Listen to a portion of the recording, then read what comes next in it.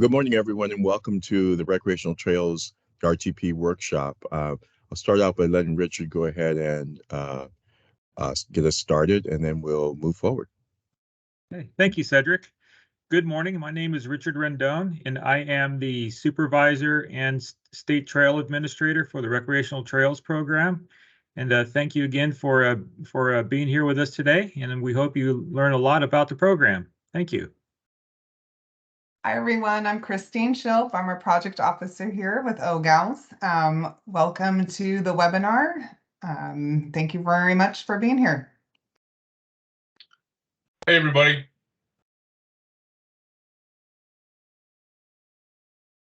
Julianne, are you muted?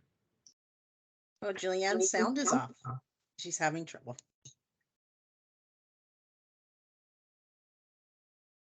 Nope, still muted. Okay, in the meanwhile, hi everyone, good morning. I'm Victor Bertino, Program Manager, and I hope you enjoy the webinar today. Thank you. We look forward to your questions as well. Thank you. Hi, my name is Kyle Bolin. I'm one of the Competitive Review Project Officers, and I'll be presenting today, and thanks for joining us. Hello, everyone. My name is Nikki Lambert. I am also a project officer here at the Office of Grants and Local Services. I wanted to introduce those working behind the scenes for us. Our coworkers, we have Sam Cadeau, who's doing our screen share. We also have Megan Harrison, Adela Valdez, Esmeralda Bermudez, Julie Jenkins, and Natalie B. Thanks for being here. All right, Julianne, I think if your mic's working, let's hear your voice. Hello, my name is Julianne Coronado. I'm also a project officer with the Office of Grants and Local Services. I hope you guys can hear me now, and thank you for joining us today. All right, and this is the team that will be leading you through the workshop. Again, my name is Cedric Mitchell. I'm the Deputy Director for Community Engagement, and I oversee the Office of Grants and Local Services. We're very excited about having you all here today. The RTP program will have an estimated $6.7 million available through the Recreational Trails program. This program is designed to fund projects for pedestrians, bicyclists, and equestrians within our state. The maximum grant request amount is $2 million, and there is no minimum requested amount. The RTP is administered by the federal at the federal level by Federal Highway Administration, and at the state level by the California Department of Parks and Recreation, in particular our Office of Grants and Local Services. And the California Department of Transportation. Motorized trail projects are administered by the Department of Parks and Recreation's Off-Highway Motor Vehicle Division. And Caltrans assists in that also. Trail activities promote health and well-being and connect transportation corridors. The RTP ensures that the benefits of trails are accessible by all our communities. As of January 2022, California had been funded for 424 projects using $78 million of RTP funds and $45 million in matching funds. We're very excited to discuss the opportunity for you today.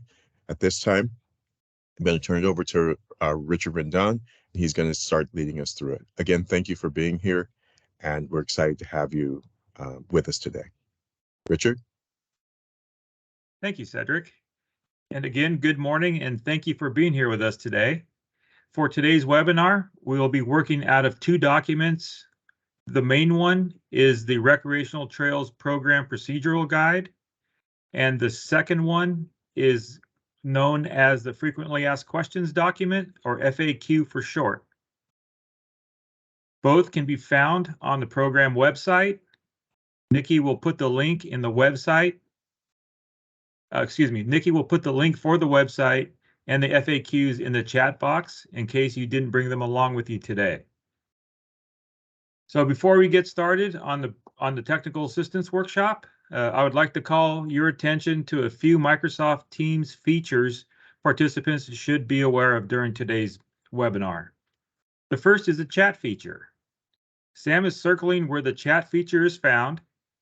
Please use the chat feature to ask any questions during the webinar today. We will be monitoring the chat feature and answer questions directly in the chat. Victor will also be addressing some questions out loud as we go through the today's workshop. If you happen to see a thumbs up or a heart icon next to a question, that is just our way of communicating with each other internally as to whom will be responding to your question. For those who do not see the chat feature or are having sound issues, for past participants have been able to solve those issues by exiting and re-entering the workshop. Please keep questions related to the topic we are discussing. For instance, if there is a question related to the California Environmental Quality Act, please hold your question until we are covering that topic in our presentation today. Please ask as many questions as you want. Questions are definitely encouraged during these workshops, and they help add to the workshop experience. The second part we all want to talk about is the technical issues with sound or video. As I mentioned above, a lot of issues are resolved by exiting and re-entering the workshop. If you continue to have issues after that, please email OGALS, that's OGALS, @parks.ca.gov. Nikki will post the email address in the chat box. If there is an audio issue, please send in your phone number to the OGALS email, and we will dial you directly into the workshop. Megan is monitoring that account and will assist with any technical assistance difficulties. I should let you know that this workshop is being recorded and will be posted on the RTP website. If there is a complete internet connection loss on your end, rest assured the workshop will be posted on the RTP website in the next coming weeks. And finally, closed captioned. Sam is showing where the closed captioning can be accessed at the 3 dots. Click on that. Go down to language and speech. You'll click on that, and then you can turn on live captions. Okay, let's bounce from that into the RTP webpage and application process webpage. As you can see, we have the main RTP webpage and links to the application process page, as well as the grant administration page. For our purposes as applicants, we are going to look at the main and application process pages. So first, let's take a peek into the application process. Sam is circling the link for the application process, so let's go ahead and click on it, which he's done already. Okay, as you can see, this application process webpage has the top spot has the deadline of June 1st, 2023. Next, there is the click here button for this to submit your application online.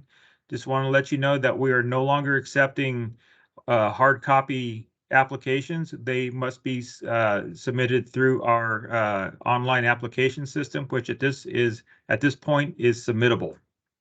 You'll see below that there are links to the application workshop if you want to do it again tomorrow, 12:30 to 3:30. And then the main part of this of the documents that we'll be going over today is the application guide. So this is where you can find the application guide that will be used for the 2023 application cycle. And then underneath that is our secondary document, and that is a frequently asked questions document. You go ahead and click on that, Sam. Okay, there.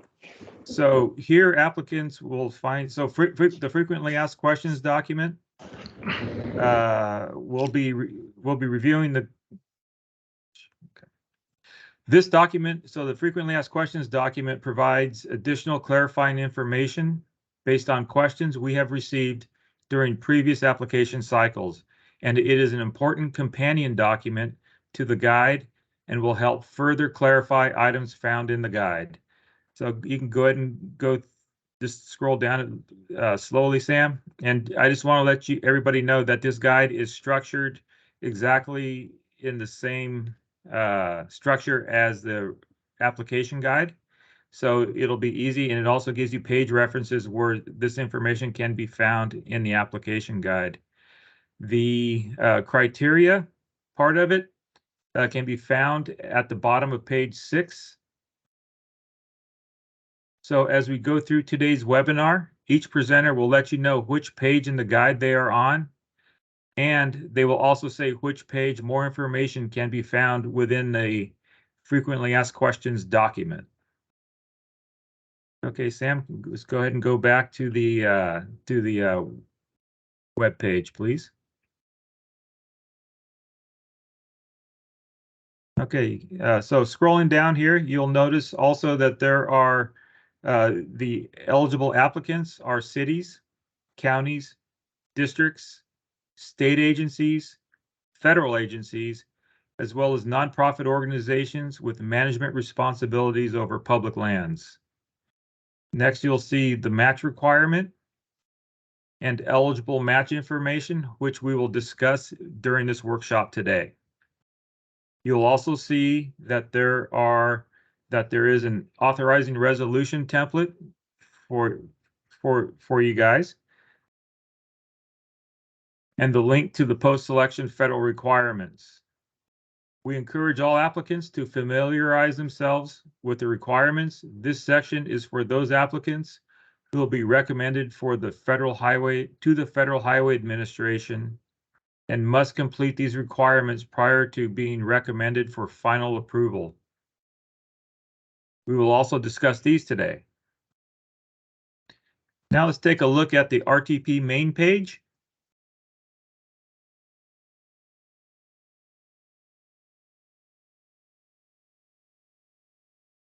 So here applicants will find the link to the application process page, the post-selection requirements page, the grant administration page. For those who are approved by Federal Highway Administration, will use this page upon approval and during the project performance period. Next, we have the press release for those 2022 RTP applicants that will be recommended to FHWA. Next, we have a link to the program overview, along with a program history. And then finally, partnership opportunities. Please note that this is linked to Criteria 14, Service Corps. Applicants are encouraged to develop an agreement with a Service Corps. We have provided the link to the California Conservation Corps to assist applicants in getting the conversation started. And we definitely recommend getting started early on this consultation. So additional resources provided are links and information on resources that applicants may find useful. Note that the Caltrans's Active Transportation Program is also another really good source of funding for non-motorized trails. Now I will have Sam bring up the workshop agenda. This workshop will focus on the RTP procedural guide and FAQ document. Both are posted on the program website, as I mentioned earlier. And we have also asked participants to have both of those at their disposal for today's workshop. This agenda provides an overview of the topics we will be covering today. So right now we are doing the introductions and workshop orientation. We are on the agenda. So you'll see on the agenda, we're going to go over the program overview, which are pages 3 through 16 in the RTP procedural guide. Next, we will talk about application form and project proposal, which are criteria 1 through 14, and those can also be found on pages 23 through 33 of the application guide. After that, we'll go through the application checklist overview, which that list is contained on pages 20 through 22. Then there are the application forms and eligible costs, which are on pages 34 through 43 of the application guide. And then finally, we'll have a closure by our Deputy Director of Community Engagement, Cedric Mitchell. And so, okay, so let's go ahead and jump over to, this go ahead and jump over to the timeline. Sam, thank you very much.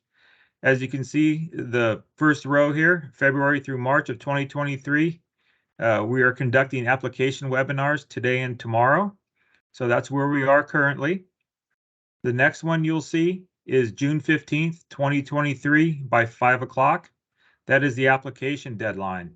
So your applications must be submitted on via our online application system, submittable by 5 o'clock p.m. on June 15th, 2023. So once that deadline is passed in the summer of 2023, our staff will begin application review of all applications submitted on June 15th, on or before June 15th.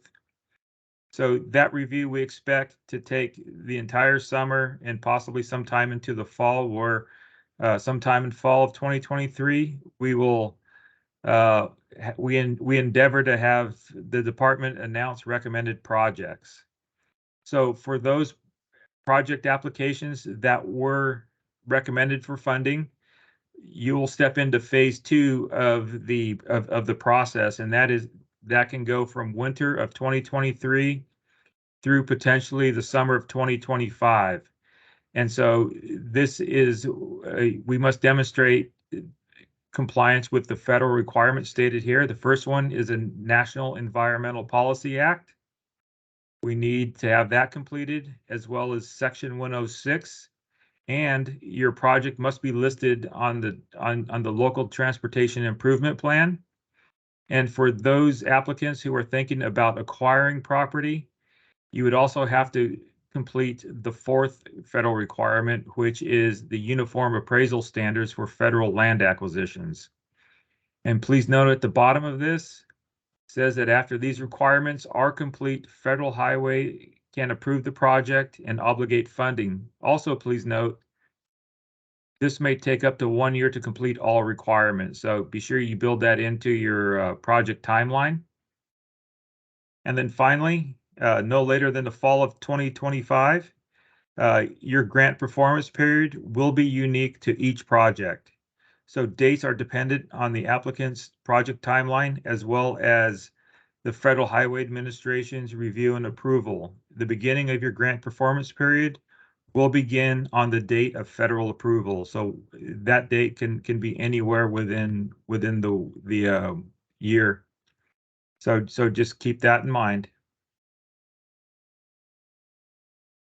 Okay, I think I'm going to go ahead and pass it off to Nikki.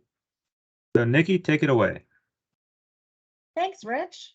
Appreciate all the information you gave us. All right, so before we jump into the criteria, let's talk about eligible and non-eligible projects. So let's turn to page 13, and we're going to look at the eligibility, and this is in the application guide. And Richard mentioned the frequently asked questions, or you'll hear us call them FAQs. That document is the companion piece to the guide. And so eligibility can be found on pages 2 and 3 of the FAQ. As we can see, non-motorized and motorized projects have different eligibility. Eligible non-motorized projects, which is what we're talking about today, is found in the left column. And those can include acquisition, construction of new trails or expanding and linking trails. And keep in mind that no higher priority is going to be given to either paved, decomposed granite, or natural trails. So other eligible projects can include development and rehabilitation. And some examples here is maybe fixing an underlying problem, such as drainage and reconstructing an alignment, resurfacing a trail because the life expectancy of that surface has passed, changing the type of surface. Maybe you want to go from paved to non-paved or vice versa. And it should really be mentioned here that landscaping and habitat restoration is really only eligible when it is needed to prevent trail degradation, or if the landscaping it's only if it is needed to prevent trail degradation on the and if the landscaping will be directly adjacent to the trail, as well as habitat restoration when that is needed. When a trail is being realigned, that old trail alignment is getting decommissioned, and then everything's getting restored back to a natural state. That's the only time that landscaping and habitat restoration is eligible here. Next up, we're going to turn to the next page, page 14, and we're going to look at some of the types of ineligible projects. And ineligible projects are also found on pages 2 and 3 of the FAQ document. So page 14, as I mentioned here, as we're looking at, there is a long list of types of ineligible projects, and I'm just going to name a few here. Number 1, we have acquisition, which involves eminent domain of any kind. Number 6, projects involving any kind of highway construction. Number 9, projects solely for trail planning. 12, projects required as a mitigation measure as a condition for a permit or other entitlement. And then that last one, 14, I'm going to look at here is projects that do not have any public access. Those are ineligible. That's a big list there. And please note that projects focused on routine maintenance are not eligible as well. So let's turn to page 25 in the guide and look at the project proposal. So the project proposal is found in our guide companion, the FAQ document on page 6. And I would like to point out that the project proposal is a checklist item, and it's number 13. And this project proposal checklist item number 13 includes all of the criteria numbers 1 through 14. And while most checklist items that will not be completed by the deadline could have placeholders, checklist item number 13, the project proposal, should be completed and finalized by that application deadline, as it includes the criteria, and the criteria are how applications are scored. So each criteria will have an accompanying scoring rubric, and it is an opportunity for applicants to gain points. And you can see that scoring rubric right there with number 1. Every application starts with 0 points, and there are 100 points maximum to be gained. Applicants should really conceptualize and propose a project that's going to score the most points. So right before we jump into this criteria, I just wanted to acknowledge that we did ask you all to have the guide and that FAQ available to you during the workshop. I posted it in the chat if you need them as well. So I just want to take a quick look at our FAQ document before we get really into the criteria.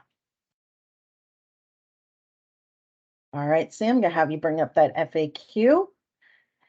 So as Richard mentioned earlier, the frequently asked question document really does go hand in hand with the RTP procedural guide. And this was created using obviously, the frequently asked questions by applicants requesting RTP non-motorized funding over all these years. Now today, as each presenter discusses each criteria or a checklist item, we will also be letting participants know where that topic can be found within this FAQ. So you'll see criteria number 1, deficiency. There it says page 25. So that's telling you it's on page 25 of the application guide. All right. So let's just dive right into the criteria now. So we're going to start on page 25, and we're going to start at the bottom. And this is criteria number 1, deficiency. And this criteria is found on page 7 of the FAQ. Applicants here should describe why the project is needed. Basically, you're telling us what the trail lacks. Maybe there is no trail. So please note here the scoring rubric below the criteria. And that rubric shows that projects in an area without trails that help complete an important trail system or that correct a major design or construction deficiency does gain the most points. But I'm going to let you know, keep in mind here that the greatest deficiency a project can have is not having a trail at all. Moving over to criteria number 2, which is on page 26 and is also on page 7 of the FAQ. We haven't moved off of page 7 yet. So we know that criteria number 1 is where the applicant establishes the need. So criteria number 2 is where the applicant establishes the solution for the need. Applicants should discuss how the project addresses the deficiencies found in criteria number 1 by describing how the project will significantly increase the use, improve access, and/or protect resources. And I'm just going to give you all some examples here. So if an area lacks trails, then the need in criteria is no trail at all. So the solution in criteria number 2 is creating a new trail. We can also have reconstruct or relocate trails to increase usability and/or access. Reconstructing non-sustainable trails, making them sustainable again. And then, of course, we have rehabilitation or relocating all trails to reduce environmental impacts. I'm going to note here again, I said it earlier, that non-motorized trail maintenance really is ineligible.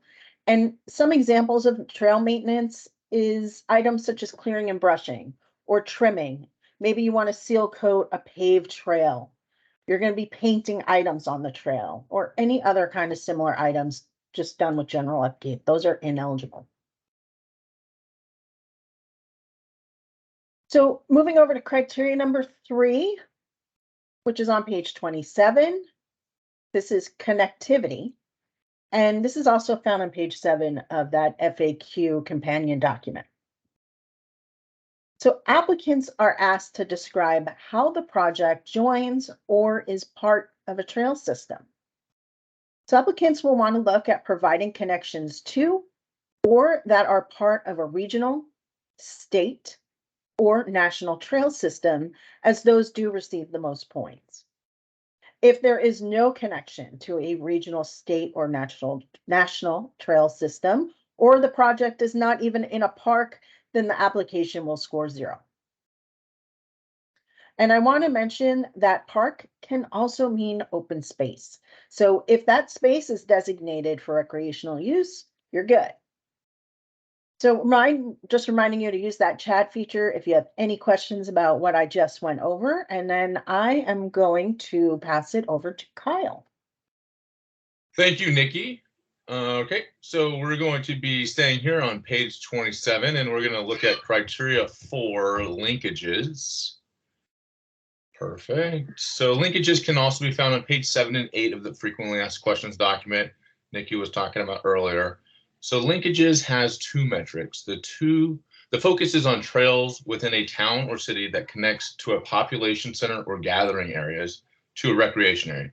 The key here is the trail must link where people live or gather to a recreation destination and be separated from highways. Applicants should describe how the project connects to these population centers, as well as noting the proximity of the project to highways and/or any major roadways. Please note that trails may be located along a highway as a connector where no other feasible route exists. Trails must be separated from a road and not within the road of right-of-way. Anything that extends into the road right-of-way is not eligible. Separation can be distance or physical barrier. Trails that are separated from a highway are more of a priority and more competitive. If the trail is adjacent to a highway or road, applicants should explain why it is not feasible for the project to be located further from the highway or road. As you can see in the scoring rubric, we have major and minor links. A major link is a trail that is used by at least an entire city or town as a trail that connects into a popular recreation destination. An example of a major link would be multiple towns to a state park. A minor link is a trail that is used by a neighborhood that ends in a recreation destination. A minor link example would be a neighborhood with a city park. Keep in mind that this is about linkages created through this project and not future trail segments or future programs. On page 28, we'll see criteria number 5, and this is the number of project users. And for those of you looking at the frequently asked questions document, criteria 5 is on page 8. Applicants should provide an estimated number on the average annual visitation of users to the project.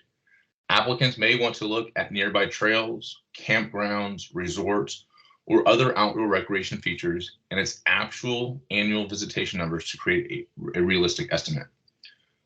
OGALS acknowledges that there are various methods to calculate the number of users and understands that this may be difficult for new trails. Therefore, applicants should consider the reasonable probability that the trail will have high, medium, or low use based on the location of the trail and its intended use. Scrolling to the bottom of page 28 is criteria 6, which is project user accessibility.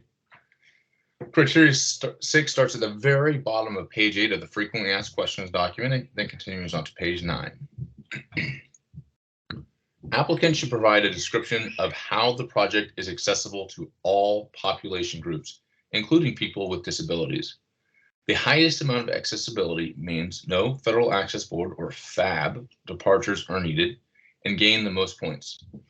For non-paved trails, applicants will cite the Federal Access Board, the FAB guidelines. The intent is to enable non-paved trail developers, builders to make trails fully accessible. The FAB guidelines allow departures. They outline the conditions that permit the departures and which or what type of departures qualify. If a departure is needed, applicants should cite the FAB guidelines along with an explanation on the need of the departure. Some examples of qualified departures are FAB compliance is not feasible because of terrain or prevailing construction practices. There is a conflict with mandates such as the Endangered Species Act or other laws, or compliance would fundamentally alter a site's function or purpose. For paved trails, the American Association of State Highway and Transportation Officials, AASHTO, design standards must be used for paved trails. A statement declaring the applicant is using AASHTO standards is acceptable. If the applicant does not provide any response to criteria 6 at all, or fails to attempt to follow FAB or AASHTO guidelines, the project will be determined ineligible. Please turn to page 29 for criteria 7, access to the project. And this is on page 7 of the frequently asked questions document. All right, perfect. So the intent of this criteria is to know how applicants will have access to the trail or trailhead. This is not about FAB or AASHTO guidelines or departures as we just spoke about in criteria 6, but rather, how do people get to the project from work or their home? You may want to note that this criteria works in conjunction with checklist item 2, the site plan, that is found on page 20 of the application guide. The site plan should include access points. Let's take a look at the scoring rubric. We can see the following qualities for unlimited access can help applicants gain more points. It is easily accessible to all, be it through a parking lot, public transportation, or bike lanes, etc. There are no or few barriers, such as major thoroughfares. And at the bottom of page 29 of the guide, we'll find criteria 8, points of interest. And just like in the guide, criteria 8 is found at the bottom of page 9 of the frequently asked questions document. Applicants should discuss how the project will view and interpret natural, cultural, historical, or scenic characteristics. A good example would be to look out over a large grinding rock used by indigenous people in an area along with signage on why it is culturally significant. This criteria is about what can be viewed and interpreted from the trail segment funded by the grant plus match only. No other trail segments and no future trail segments. Page 30 is all about criteria number 9, sustainable design. And this is, so criteria 9 is on page 10 of the frequently asked questions document. Applicants should list each of the sustainable design features, A through J, and provide an explanation for each on how the feature will be part of their project. If a sustainable design feature will not be part of the project, the applicant should note that it is not applicable and provide an explanation as to why it is not applicable. Here is an example for D. The project will utilize elevated wooden walkways as a way to minimize trail traffic on endangered native grass, Sonoma albicros, and endangered California tiger salamander habitat. For those applications with rehabilitation projects, a description should be provided on how the improvements will replace and eliminate problem areas while creating sustainable features. As we can see in the scoring rubric, projects will be scored on how well they meet the features listed in A through J. A feature can be marked as not applicable. If a feature is marked as not applicable, an explanation as to why it is not applicable is required. If you do have that, then the applicant's score will not be impacted. The intent of this criteria is to encourage applicants to use sustainable design principles for all aspects, from planning, development, construction, rehabbing, etc. Please use the chat feature if you have any questions, and I will pass it over to Christine. Perfect. Thanks so much, Kyle.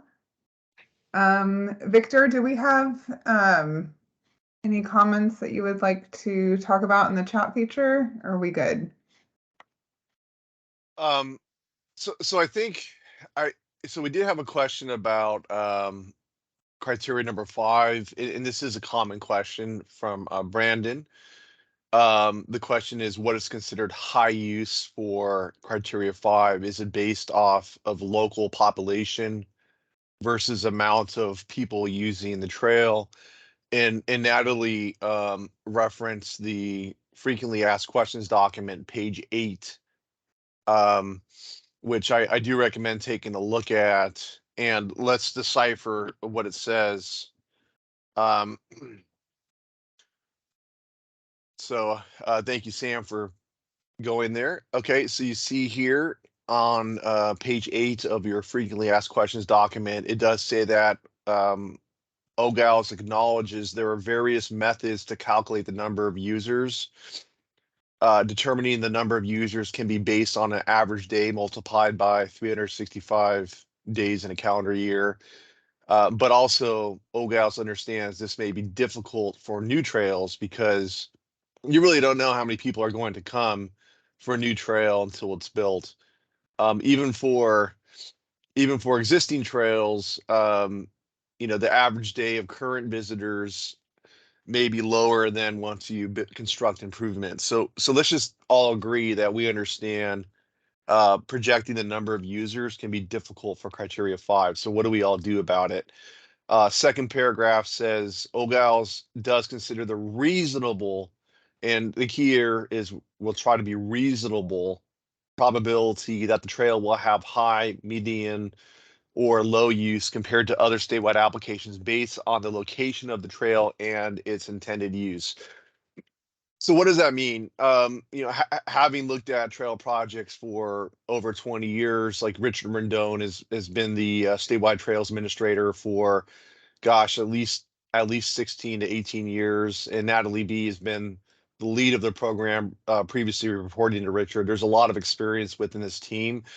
What the team will look at when it comes to reasonable assessment of high, medium, or low use is when it comes to trail location, it could either be that the trail is in a populated community area where it's very likely, based on the trail routes and destinations, that people will be able to walk from their homes and workplaces to use the trail to go to key destinations. Or in more remote areas, is there a significant natural cultural draw that will attract people from throughout the region or even statewide or international visitors to come use the trail? So that's what's meant by location. The rest of the criteria, the prior criteria does look at what will attract users, either based on location and linkages. So we will already have that information available. So again, you will make the assessment and give us information in your response criteria 5 of why you believe the trail will attract a high use if the grant will be awarded. So you can give us your figures, but also give us a little bit of information about why you believe the trail will attract high use based on its location. Okay, hope that helps. Thank you. Thanks, Vic. Okay, so if we can turn to page 31, and we're going to start here with criteria 10, which is diversified use. This is also found on page 10 of the FAQ document. So for the sake of this criteria, diversified use refers to the greatest number of compatible recreational purposes that may occur on the same trail or trail corridor at the same time. Applicants should explain how the project will provide for multiple recreational uses and/or corridor sharing. It is important to note that more points are gained when a project will have multiple recreational uses. A project with the following will be given greater consideration: the greatest number of compatible recreational purposes that may occur on the same trail or trail corridor at the same time. So these activities may include bicycling, cross-country skiing, day hiking, equestrian activities, jogging, or similar physical activities. Trail biking, overnight and long distance backpacking, aquatic or water activities. A project that will provide for demonstrated diversified and compatible trail uses. Diversified uses can include, but are not limited to, equestrian, bicycle, cross-country ski, skateboarding, and pedestrian usage. Pedestrian usage can include walking, rollerblading, skating, wheelchair usage, etc. The trail must be designated for multiple uses, and applicants should include the method for each designation through signage or other means. For example, if the trail is designated for pedestrians only, but bikers use it, it will not qualify for two use types. It must be designated for both bike and pedestrian use through signage or other methods. As you can see in the rubric there, an applicant will gain the most points for a project that includes 3 or more recreational trail uses. Continuing on this page, we have criteria number 11, which is the including stakeholders in the project. This criteria is also found on page 10 of the FAQ document. This criteria asks applicants to discuss how potential users, public agencies, project partners, and volunteers were engaged in the planning and who will continue to be engaged for the implementation of the project. Applicants should answer the following 3 bulleted questions. What methods were used to foster a high degree of participation and human interaction? So a few examples of fostering interaction can include conducting trail design walks with the community residents, partners, a local historian, and environmental specialist. Also, that can be included is planning meetings at the community center or with an after-school program. The other question we have is, what were the methods of notification? So some notification examples could include the applicant had volunteers knock on doors to hand out flyers in the neighborhood adjacent to the project. The applicant posted meeting invitations on social media, including on their webpage and their partner's webpage. Also, the applicant asked a local elementary school if teachers could hand out flyers to students to take home. Another question we have there is, how were volunteers utilized in designing the project? Also, how will volunteers be utilized in implementing the project? Some examples can include that the applicant utilized bilingual volunteers to provide translation services during the planning meetings. And the applicant will utilize high school students taking architectural design classes to help design the trail route. Or the applicant will utilize volunteers from the local Master Gardener Club to assist with hauling soil during trail construction. Again, these are just all examples that you can provide for this criteria. As you can see in the rubric, maximum points will be given to those applicants who made the most effort to involve the broadest representation of stakeholders for the project planning and implementation. So next in the guide is on page 32. And this is criteria number 12, which is consistency with other plans. Criteria 12 is also found on page 11 of the FAQ document. To be an eligible project, a project should be consistent with the applicant's general plan or an equivalent planning document. Equivalent plans include a city, county, or regional master plan, a statewide comprehensive outdoor recreational plan, which is SCORP, or the California Recreational Trails Plan. A project that is consistent with more than one plan will gain the most points for this criteria. A brief response of a few sentences citing which plans the project is consistent with is recommended. RTP law requires this criteria. Therefore, if the applicant does not respond or the project is not consistent with any plan, the project can be determined as ineligible. Continuing on this page, we will find criteria number 13, which is management capacity.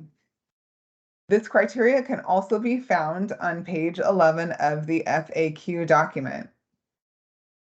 Applicants should describe the capability of their agency and/or their partner's agency's capability to provide for all aspects of the trail management process, including project planning, design, layout, construction, maintenance, and operation. Applicants should incorporate both bullet points and their sub-bullets into their answers for this criteria. Applicants should explain their agency's readiness to complete the proposed project by providing the following information. So applicants should, one, demonstrate their capability to implement other completed trail projects. Also describe their agency and their partner's agency's trail skills. And also describe any trail training that their agency and/or their partner's agencies have completed. Applicants should also provide information on how a trail management process is going to be utilized. The 6 sub-bullet points under bullet 2 on this page shows elements of what an excellent trail management process should entail. So some of these elements include describing the appropriate upfront planning for the proposed project, explaining the use of appropriate trail design for maximum sustainability, and sharing information about the maintenance and monitoring program that will allow the proposed project to remain open to trail users while maintaining the trail's intended design standards. Next in the guide, on page 33, is criteria number 14. And this is the service corps involvement. This can also be found on pages 11 and 12 of the FAQ document. Applicants should contact the California Conservation Corps, California Association of Local Conservation Corps, or other service corps to discuss and agree upon how the corps could be involved in the proposed project contingent upon grant award. OGAL supports all corps involvement, whether it is designing the trail, constructing the trail, or maintaining the trail. If the corps will be used for the proposed project, the applicant should provide at least a brief description of when their discussions with the Corps occurred and what their agreement covers with the Corps if the grant is awarded. It is also important to note that applicants who contact any of the Corps will also gain points even if the Corps cannot participate. As shown earlier during the review of the Recreational Trail Program's main webpage, there is a phone number for and a link to the CCC's webpage under Partnership Opportunities. Our office cannot stress enough how important it is to complete the initial step of contacting the Corps as early as possible in order to get a conversation going with and a final response by the Corps before the application deadline. And so with that, that concludes the grant criteria technical assistance part of this workshop. So next, we are going to dive into the checklist items of the application guide. All right, and actually Victor has his hand raised. So Victor, go ahead. Thank you, Christine. So we had a really good question from David, and I'll repeat the question. The question was, do any non-paved trails need to be ADA compliant? So this question goes back to criteria number 6, which is about project user accessibility. So Sam, if you can go back there. So you'll see here it says, describe how the project will provide access to persons with disabilities in compliance with Federal Access Board guidelines, etc. I really pay close attention to the frequently asked questions guidance for this criteria. And so Sam, if you could please pull that up for criteria number 6.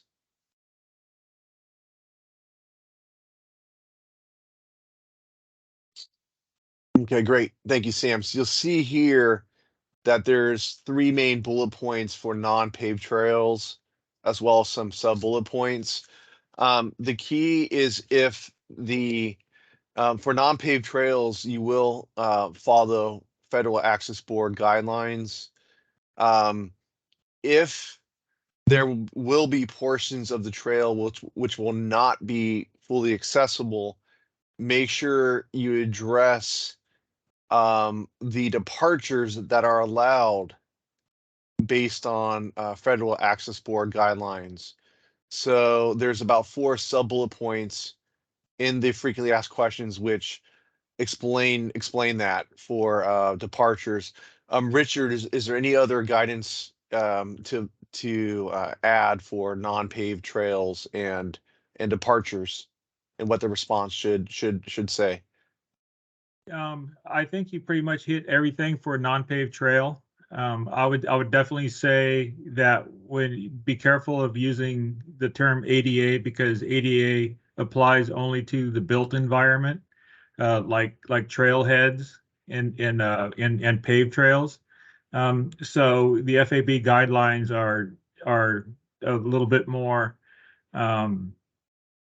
more encompassing in terms of I shouldn't say encompass it. They're a little bit more having to deal with more of the natural environment and avoiding places that may trigger Endangered Species Act and those types of things. So so don't worry about the ADA part of it for a natural trail. That only applies to paved or structures. And then Richard, if it will be construction of a new natural trail in an area with significant slopes, etc., is there a preference for a portion that should be accessible?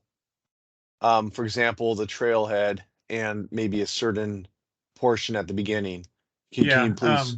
Yeah. Oh, yes. Sorry, Vic. Yeah. So what I usually tell people is that you want to try to make the trail from the trailhead as far as you can, as accessible as possible, and only incorporate FAB departures when you absolutely cannot go any further on that trail or make it accessible any further than that. But I would look into our sustainable design in ways of like trying to make it as accessible as possible for as many people as possible for as long as possible on the trail, and only use the FAB departures as a last resort. Okay, great. So thank you, Richard. Thank you for the question, David. Let us know if that clarifies things in the chat. And also, just as a reminder, when we're done with the presentation, we'll also have an open mic period to answer questions as well. Okay, thank you. Great. Thank you, Victor. We're going to take a 5-minute break now. So it looks like we'll be back at about 10:33 or so. Thanks, everyone.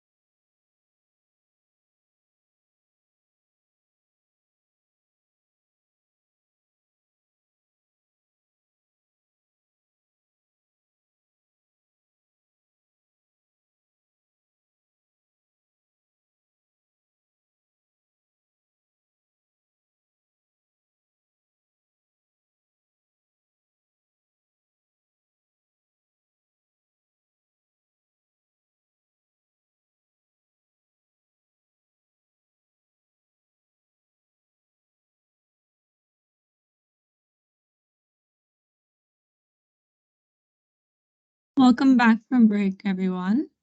I hope you all had a good stretch, refresh your beverage and snacks, and are ready for the RTP checklist items. The application packet requirements and checklist starts on page 19 of the guide. Preparing the application information starts on page 4 of the FAQ document. Applicants should use the checklist on pages 19, 20, 21, and 22 of the guide to organize their applications. Letters of support are not requested.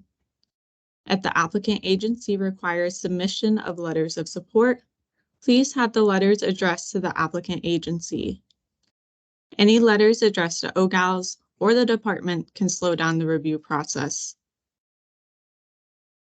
Checklist item number 13 on page 6 of the guide is the project proposal, which includes all of the criteria 1 through 14 that we just went over. As Nikki mentioned earlier, and it is worth repeating, the criteria answers must be completed and finalized at the application deadline.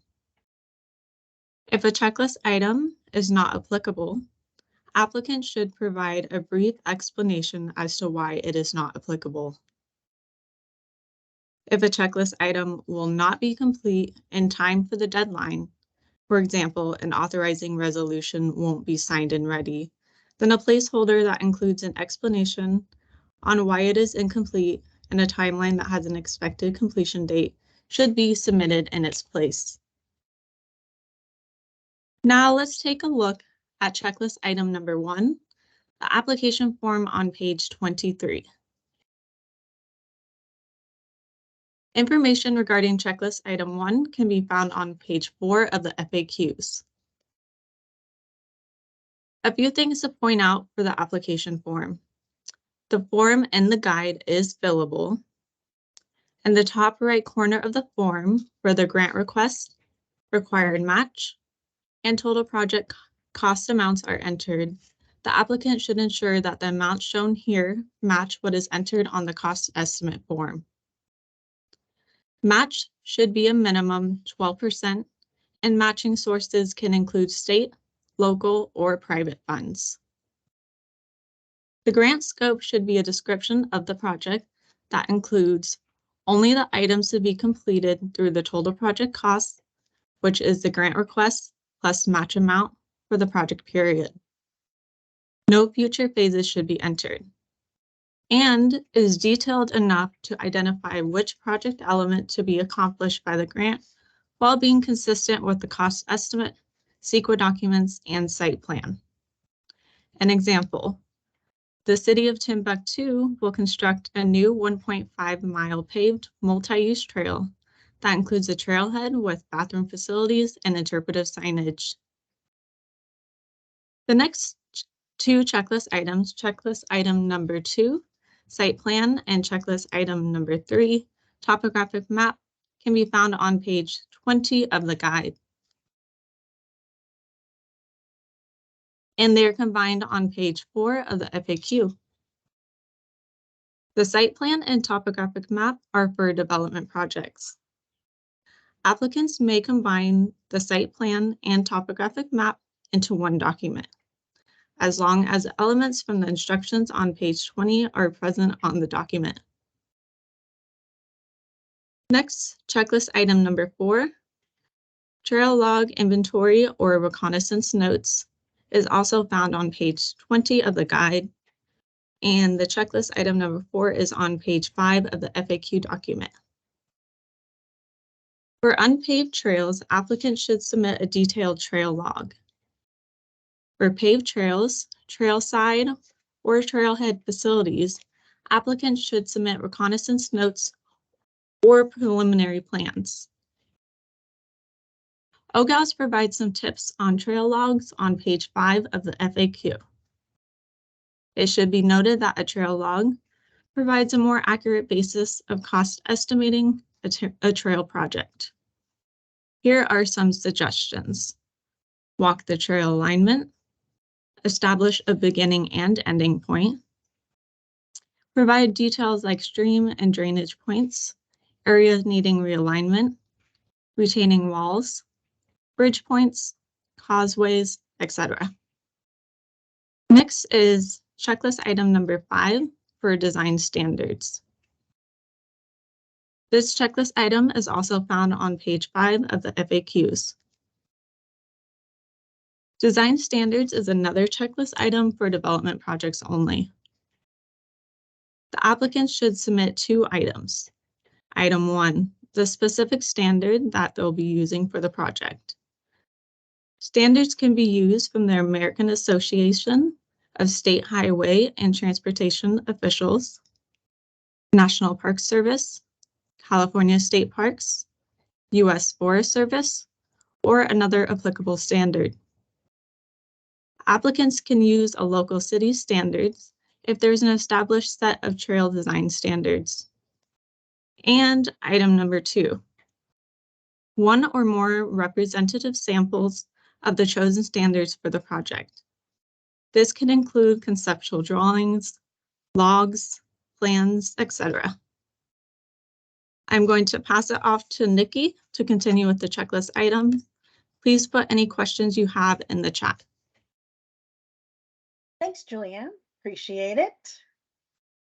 Okay, so we're going to be still on page 20 of the guide, and we're going to look at that bottom one there, that checklist item number 6, cost estimate. Thank you, Sam, for scrolling. So checklist item number 6 is also at the bottom of the FAQs on page 5. So we are going to review both the cost estimate form that's on page 37 and the eligible cost chart found on page 39 of the guide. So let's start with the cost estimate instructions that are found on page 36 of the guide. So items consistent with the grant scope should be listed on the cost estimate form. So keep in mind here, this is a cost estimate, and applicants should do their best to provide an estimate on costs that will be incurred.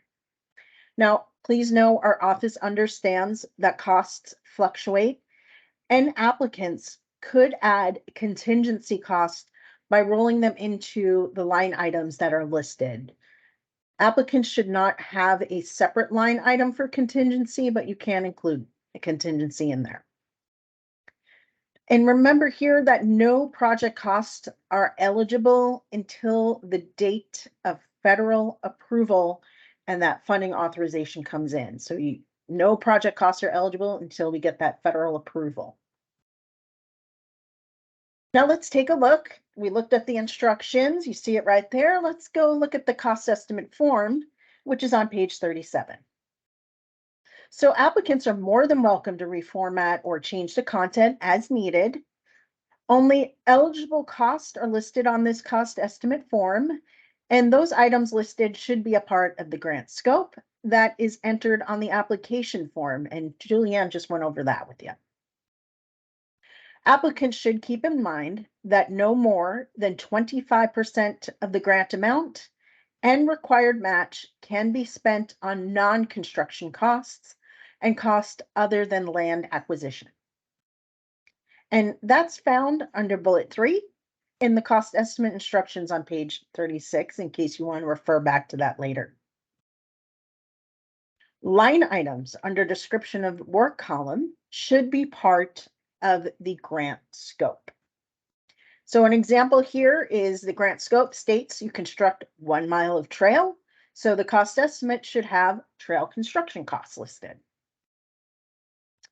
Applicants should ensure the grant request amount and the total project costs on the cost estimate form should mirror the application form. It should all match up. So applicants are welcome to submit their application and their cost estimate forms to their competitive project officer for review and assistance prior to the application deadline. You want to make sure that you've crossed your T's, dotted your I's, and filled everything in. You can send it on over to your competitive project officer for review. So the Recreational Trails Program grant may be combined with other grants to fund a project where the grant scope is the same. So if you're considering using the Habitat Conservation Fund and RTP for a trail project, that is allowable. So keep that in mind. All right, let's talk match. I know you're all waiting on this. So we're going to stay on page 37 of the guide, and I'm going to let you know this is found on page 5 of that FAQ document. So for the match columns on both tables, applicants only need to enter data for the subtotal and total row boxes. So match does not need to be broken down for each line item, and it is not entered where you see those shaded areas. So if you look at the last table on the form, this is actually where each match source should be listed. So you're going to list everything you have coming in with a match. Now let's talk about match requirements. That's on page 15, and applicants will find information here about all match requirement information. So match is based on the total cost of the project. Match minimum is 12%. And the formula for figuring out match can be found here at the bottom of page 15. You can see that right there, important amounts to know. And match must be committed at the time of application deadline. So future fundraising is not considered a match, so please keep that in mind. And as you can see, we're going to scroll back up to the top of page 15. You'll see this is a chart where it lists eligible match sources and then the rules regarding that match. So an eligible match source can include state, local, and private funds. You can get donated materials and services, or otherwise known as an in-kind. And then value of donated land can be a match. Match can only be spent on eligible costs that match that grant scope. So make sure you're looking at eligible costs when you're looking at what can be matched. And indirect costs are not eligible for match. So please keep that in mind. All right. I'm going to pass it over to Kyle for speaking duties, who's going to cover the acquisition schedule and eligible and ineligible costs. Kyle? Thank you, Nikki. All right, so if we go to page 38, we can see the acquisition schedule. Those applicants purchasing land will need to use this acquisition schedule. Each row represents one parcel, as shown in the first column on the left, where applicants list the parcel number. Applicants can add additional rows if needed. Moving from the left column to the right, we have acreage. Applicants should list the exact number of acres per parcel listed. In the third column from the left is the estimated date of acquisition, target date for the keys to be handed over, so to speak. The fourth column is the estimated value of the land being acquired. Remember, it needs to be at or below fair market value. All acquisitions will need to be from a willing seller. Next to that is for listing the estimated value of improvements being acquired. And you can see in the footnote number 2 at the bottom of the page, this refers to buildings or other structures on the land. After that, the next column is for estimated cost of relocation. If an application or applicant feels that this may be needed, please talk to an assigned competitive review officer for your county. And finally, the final column all the way to the right is going to be the total estimated cost, which is the combined totals of the column for the value of land, the value of improvements, and cost of relocation. Next, we're going to go to page 39 for the eligible cost chart. Thank you, Sam. While we are discussing the cost estimate, let's just take a look at the eligible cost chart found on pages 39, 40, and 41. And we are still on page 5 of the frequently asked questions document. All of the eligible cost charts include 2 columns: what the costs are allowed and examples of such costs. As we can see on page 39, applicants will find the eligibility cost chart for acquisition, non-land, and land. On page 40, applicants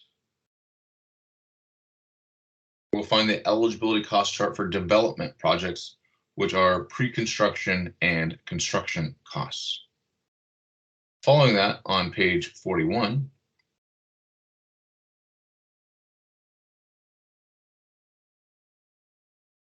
we continue the eligibility cost chart for development projects for construction costs and have two charts for programmatic projects, which are for motorized trail projects only.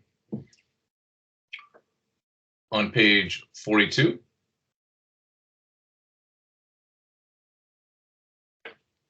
applicants will find information regarding rules for personnel and employee services.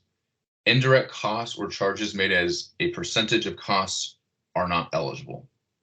This wraps up checklist item 6, which brings us to checklist item 7, the project location map.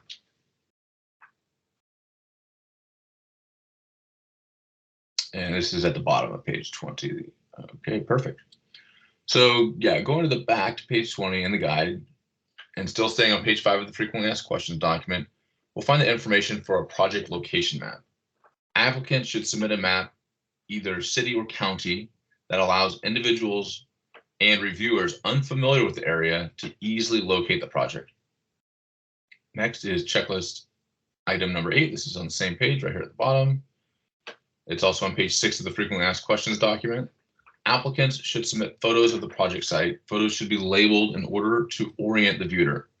Applicants should include the direction in which the reviewer is looking, along with any other details that might be necessary.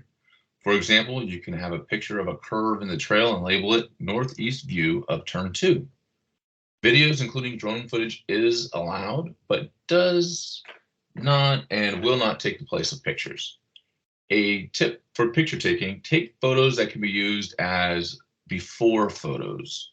So when the trail is finished, we can take pictures of the after from the same area. This can be beneficial when wanting to show all the work that has been done to the project. Please use the chat to ask any questions, and we'll move the workshop over to Christine. Perfect. Thanks so much, Kyle. Okay, so now we're going to turn to page 21, where we will find checklist item number 9, and this is land ownership. Checklist number 9 information is also found on pages 1 and 6 of the FAQ document. On the FAQ document, it is listed as land tenure, so it is the same, land ownership / land tenure. So for RTP, a project can be an acquisition project or a development project.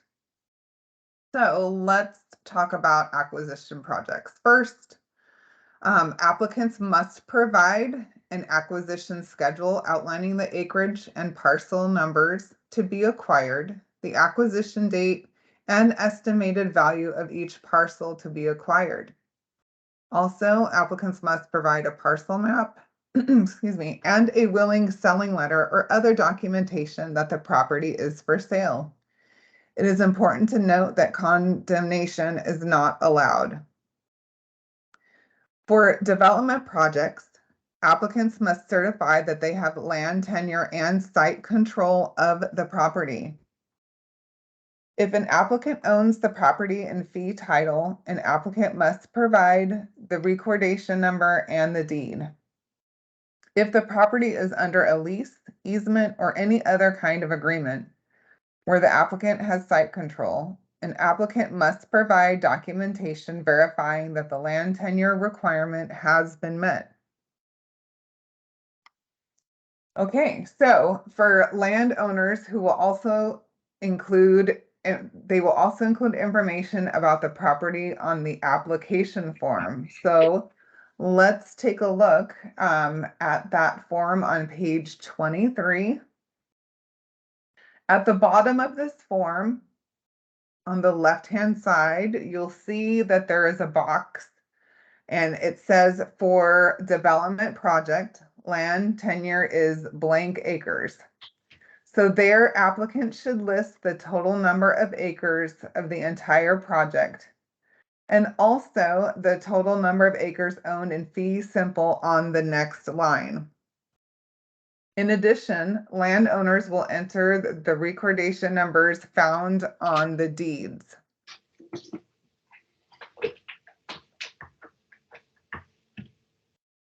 Okay.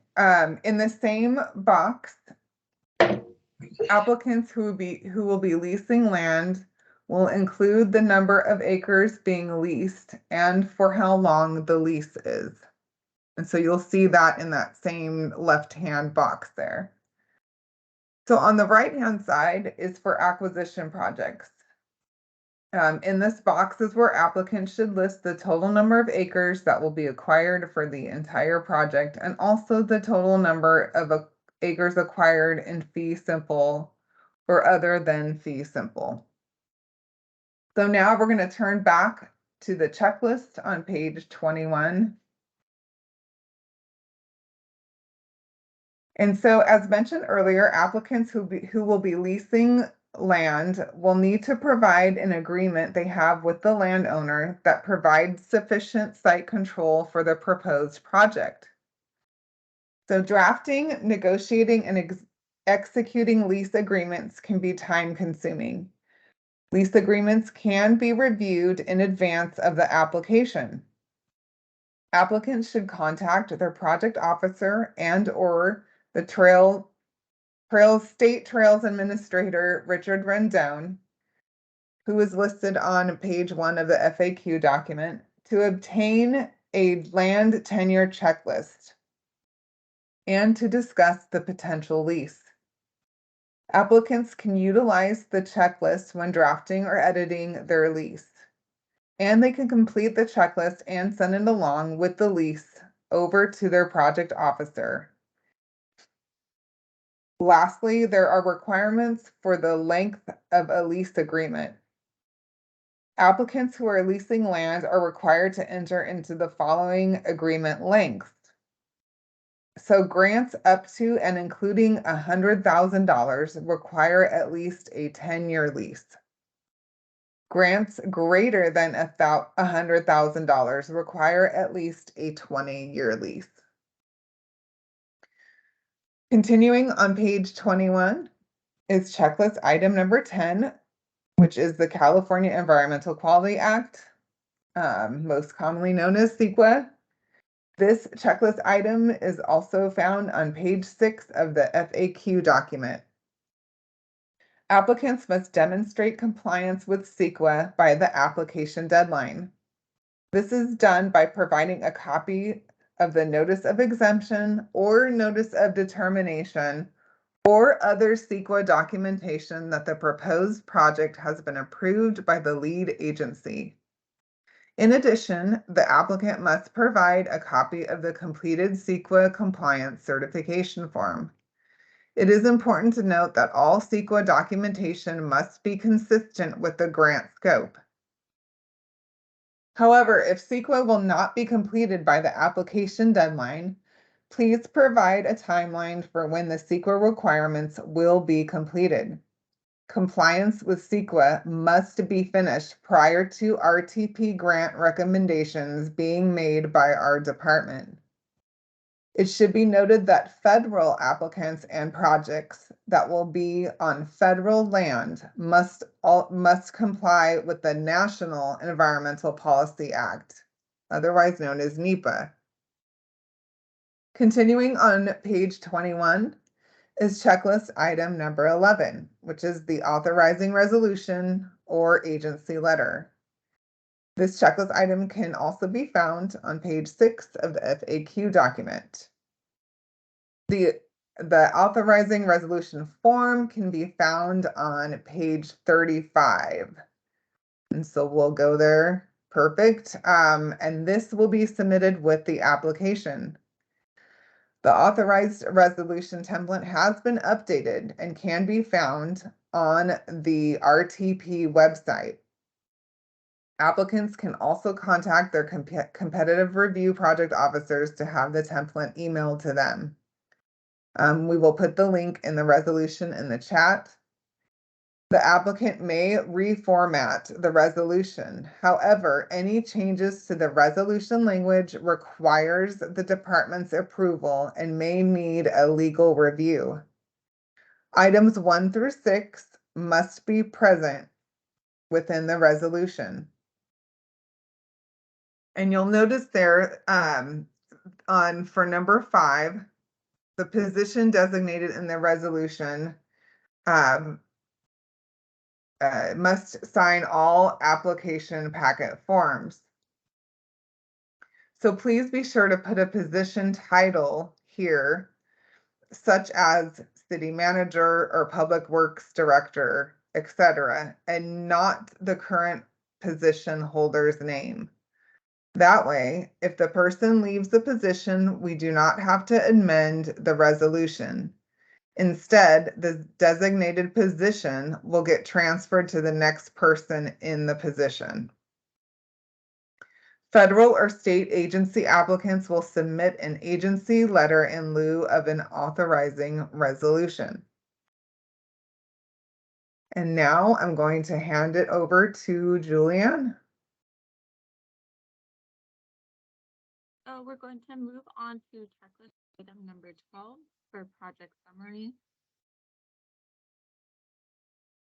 This will be on page 21 in the guide and remaining on page 6 of the FAQ. The project summary should explain the project and its enhancements. Summary is not scored and does not need to be very detailed. Next, we have checklist item number 13, project proposal. We can find this at the bottom of page 21 in the guide and on page 6 of the FAQ. As mentioned earlier, this checklist item must be completed and finalized at the time of application. The project proposal includes all of the project criteria that we went over earlier. It is critical that this checklist item be completed by the deadline, as this is how the application is scored. The project proposal is due by June 15th, 2023 by 5 p.m. to the online application portal submittable. Next, we have checklist item number 14, leases and agreements. The last checklist item on page 21 is for leases and agreements, and these do not pertain to land tenure. For example, an agreement that the applicant has with ranchers for cattle to graze the property, a concessionaire agreement, stewardship MOUs, etc. Applicants should label each lease and agreement clearly. Moving on to page 22, we will review the final 3 checklist items, number 15, 16, and 17. First, checklist item number 15 is the required regulatory permit. Applicants should provide a list of existing and additional required permits, along with their status and expected date of approval. Next, we have checklist item number 16. These are nonprofit requirements, and it's at the bottom of page 6 of the FAQ. If an applicant is a nonprofit organization, they must submit the following items: articles of incorporation, mission statement, most recent annual report and budget, verification of 501c3 status. IRS documentation can be found on the IRS website. And the last 2 bullet points, fidelity bond and pay data record, are not applicable at the time of application. And finally, we have checklist item number 17. This is no longer applicable for the application process and can be crossed out. This is the end of the checklist items. Please put any questions you have in the chat, and I am going to pass it on to Rich, who will provide the information on the next steps. Thank you, Julianne. So, thank you, Sam. You're way ahead of the game as always. So I just want to reorient everybody to where we are right now. As we said before, We are on the top row here of February, March of 2023, and we are currently conducting application webinars. So we've gone through our first one today. We will have another one tomorrow afternoon from 12:30 to 3:30, I think. So between now and June 15th, 2023, by 5:00 p.m., which is the application deadline, you have numerous opportunities to contact your project officer who is assigned to you by county, and that's our competitive project program team. And so there's many steps to our technical assistance that we have available. The first one happened today, which is the application webinar. So now as you peruse through your documents and everything like that, if questions come up, by all means, do not hesitate at your earliest convenience to contact your assigned project officer, and they'll be more than happy to work with you there. So additionally, this workshop is recording, and it will be up on our webpage hopefully in the next week or two. So you can always go back and review this webinar. Also, there is the application guide and the frequently asked questions documents that we went over today. In addition, there are links on our website to the resolution and other documents on there, so you can go ahead and look through those. Our project officers are ready, willing, and able to answer any of your questions between now and June 15th via email, phone call, or Teams meeting. So if you have any questions that you guys need further clarification on, I'm always available to answer your questions too, if need be. But keep in mind that the technical assistance only deals with your project just in concept, and whether or not it may or may not be eligible, or anything having to do with the application checklist items our staff went over with you today. The one exception is that we cannot comment on your responses to the criteria.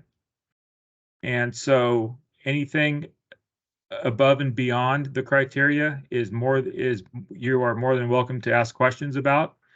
So, and the final deadline for that is June 15th by 5:00, and those applications must be submitted via online application software, which is submittable. And again, let me reiterate that we do not accept hard copy applications anymore. So between June 15th, which is the deadline, and during the summer of 2023, our staff will conduct application reviews of all applications submitted to us. And then sometime in the fall of 2023, the department will announce recommended projects to move forward for step 2, as we talked about earlier. And step 2 pertains to the federal application requirements that will need to be completed prior to submitting your project to the Federal Highway Administration for federal approval. And those 3 main ones are the National Environmental Policy Act, Section 106, and listing your project on your local transportation improvement plan. The good news is that all 3 of those requirements go through Caltrans. So we work as an intermediary between you and Caltrans to ensure NEPA compliance, Section 106 compliance, as well as listing your project on the transportation improvement plan. And for those of you who are thinking about acquisition projects, those 3 federal requirements still need to be done. And also you would need to complete the uniform appraisal that conforms to the uniform appraisal standards for federal land acquisitions, otherwise known as the Yellow Book standards. So also keep in mind that during this time, these requirements may take up to a year to complete. So be sure that you build that into your project timeline. And then finally, no later than fall of 2025, all of these projects should have gained federal approval. So the unique thing about this program is that the grant performance period will be unique to each project. So that the beginning of your grant performance period will be considered the date of federal approval, which is by the Federal Highway Administration.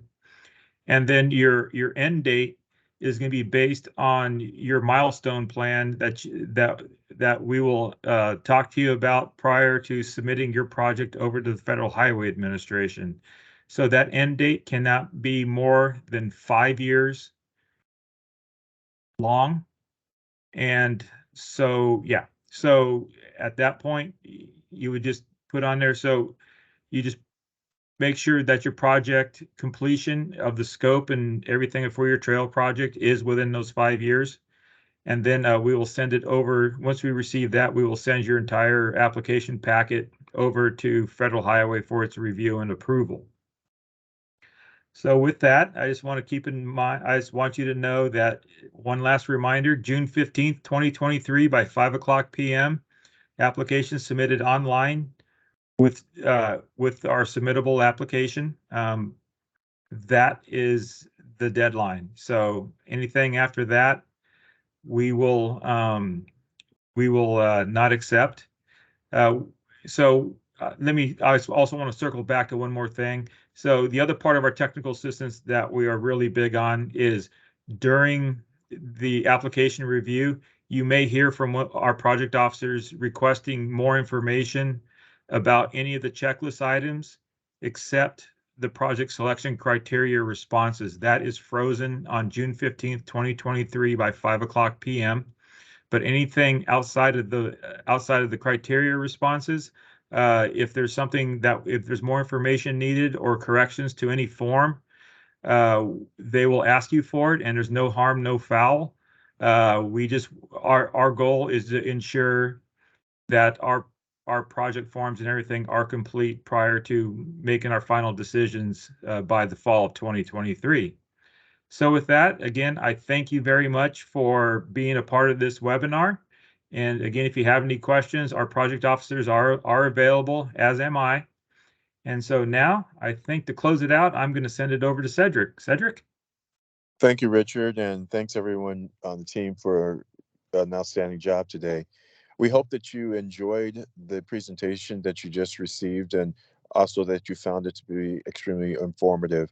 Our hope for you is that you put forward your best foot and that you create projects that are not only going to be creative and innovative, but are going to serve countless Californians and those who come to our beautiful natural areas from throughout the world.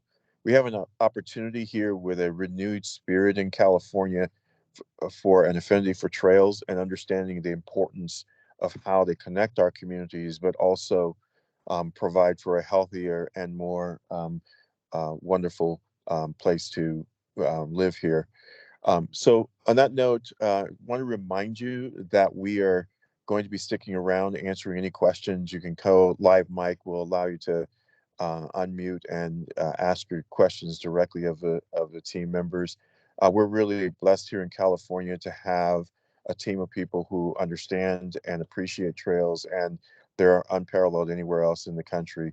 So please feel free to take advantage of these moments and allow us to partner with you in the effort to serve more Californians and to improve quality of life throughout California. On that note, I want to thank you all for being a part of today. Anything we can do between now and the application deadline, please reach out to us. And I want to thank you again for your participation. Everyone have a great day.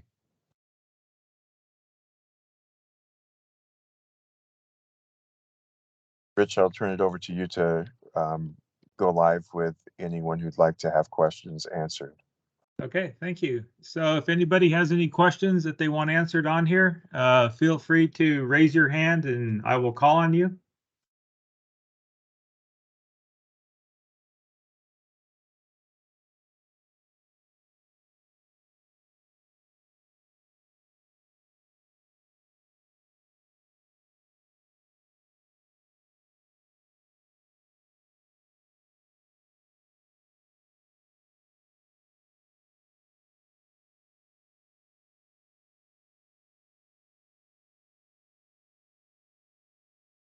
Richard, there's a question in the chat. Would you like me to read it out loud for the group or?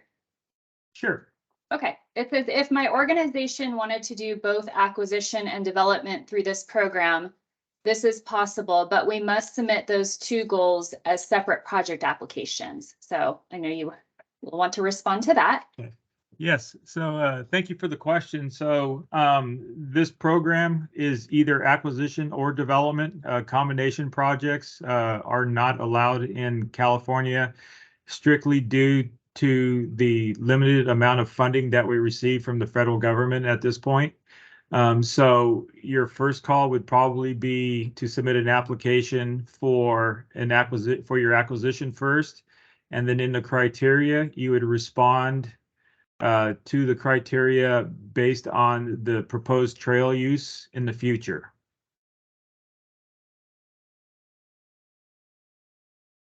And I do want to call out 2 other programs that are upcoming in June as well. One is the Habitat Conservation Fund. I recommend you reach out to your competitive review project officer and see if the trail project may be eligible under the Habitat Conservation Fund, which also has the same application deadline as this program. And we could work out with you potential scoping where maybe you'd apply for acquisition under one program and development under the other program, but we would have to look at your project in more detail to work out if that's possible. Also, the Federal Land and Water Conservation Fund is coming up as well. There is potential that 2 or 3 of those programs could be used to match each other, but we would want to work with you closely to figure out the scope and see if that's even possible. If you are relying on one grant program to match the other program, of course, it'd be all or nothing. We wouldn't be able to partially fund your project, so be aware of that as well. But again, we would work out the details with you one-on-one if you are thinking about using 2 or 3 of the programs that are coming up this June as match for each other.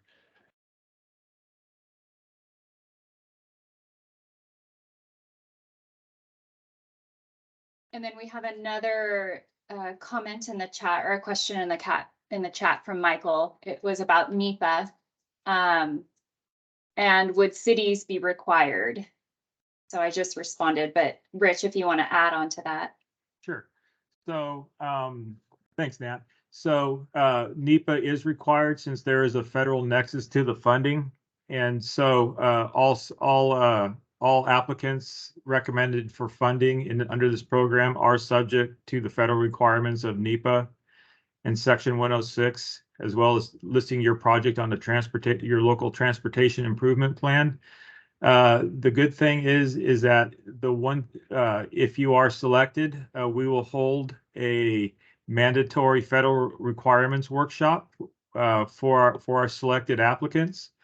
And then at that point, we would go through, Caltrans has a form called the Preliminary Environmental Studies form.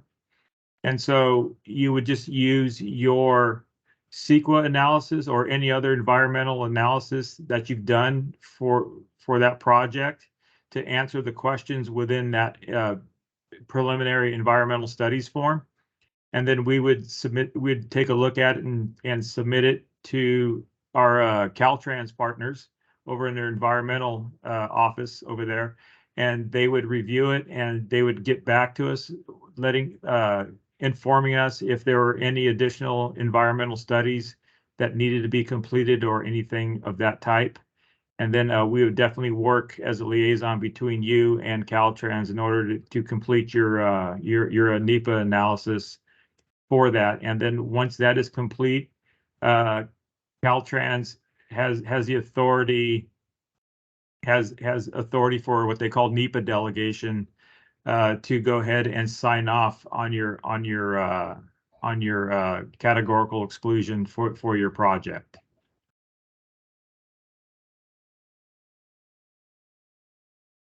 Cynthia. Yeah, I just wanted to have confirmation. If we use the Habitat Conservation Fund program for trails, We can use that as a match? State and Yes. state? Oh, sorry. Yes, you definitely can. But as Victor said, if you do that, if one of them's not selected, since they both match each other, it may be an all or nothing possibility. But state funds can always match rec trails funding. The unique thing about rec trails is that you can also use other federal funding up to 95% of the total project cost. So theoretically, you can have a project, a rec trails project coming in for requesting 88% of the total project cost, and then you can have an additional 7% of that total project cost be from other federal funding, with the final 5% has to be local or non-state match. Okay. I mean, excuse me, local or state match. Okay. Thank you. You're welcome.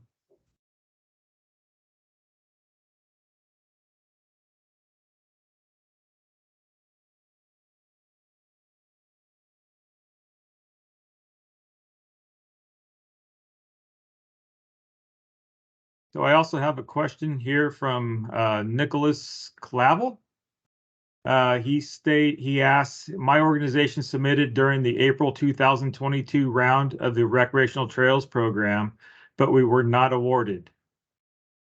Are we disqualified in any way to submit in this round, even if it is the same or similar project?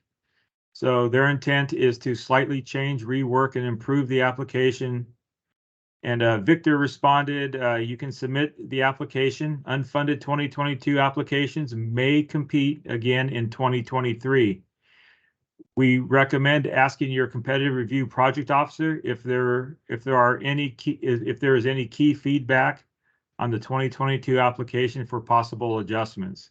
So for those of you who may have submitted last year, you are definitely eligible to apply this year. Because you were not funded, if you have any questions about how to strengthen your application, feel free to contact your competitive review project officer, and they can give you strengths and weaknesses for that if you have not asked for that already.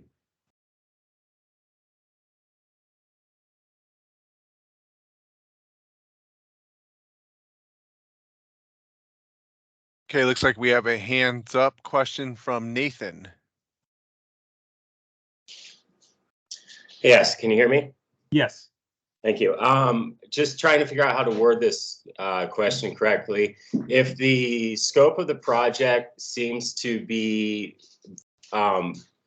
prohibitive to completing it within the 5-year timeline, would it be beneficial to present the project as a phased approach and just request funding for maybe phase 1, outlining so you would see the whole project and maybe how beneficial the project will be once done?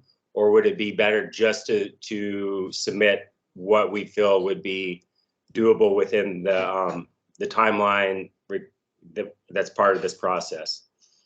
Okay, so I would definitely ask you to submit what you definitely can get done for this, whether you call it phase 1 or if it's just a part of that, or if it's just your standalone project. Either way, the thing about this is that in your project summary that we went over today for your application checklist items, in there you would talk about how this part of the project is actually the beginning part of a longer and greater trail that you're thinking, that you're wanting to build. And so that way it gives our staff a perspective to see how your phase 1 project would fit and be the catalyst for future phases possibly coming in future rounds of RTP or Habitat Conservation Fund type trails. And to add, a key is that your first phase has to be something that will result in a usable trail experience. So that's a key thing to keep in mind as well. So the public, upon completion of your first phase that you're proposing for the grants request plus match, when you're done with that first phase, the public has to be able to, of course, access and be able to use that first phase.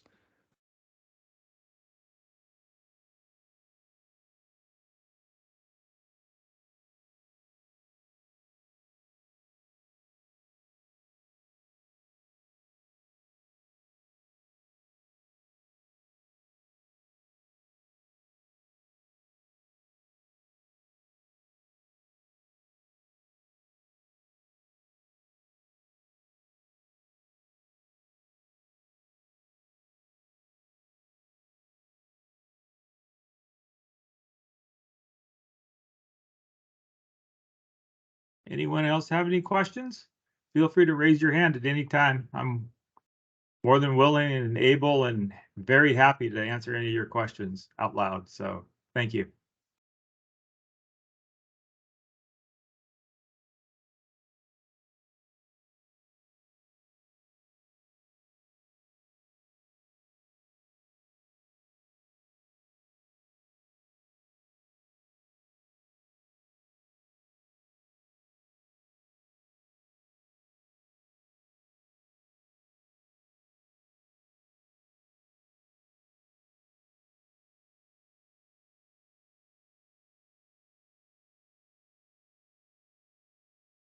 Okay, we'll hang out for about 2 more minutes until 11:27. If there's no more questions by 11:27, we will close the workshop.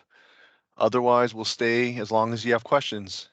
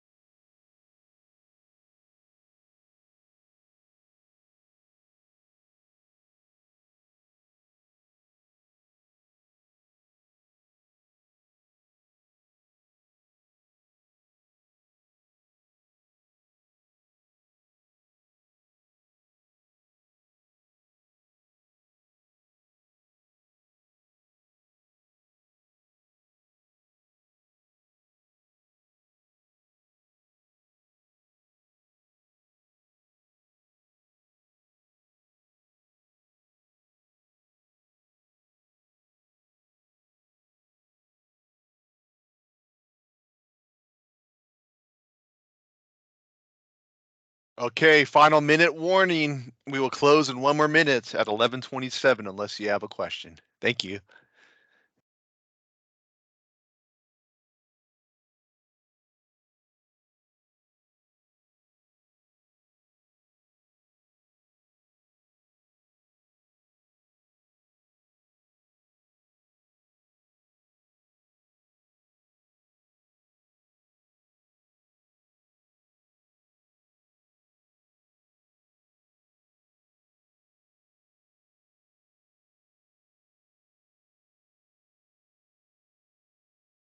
Okay, this workshop's officially closed. You can stop recording. Thank you.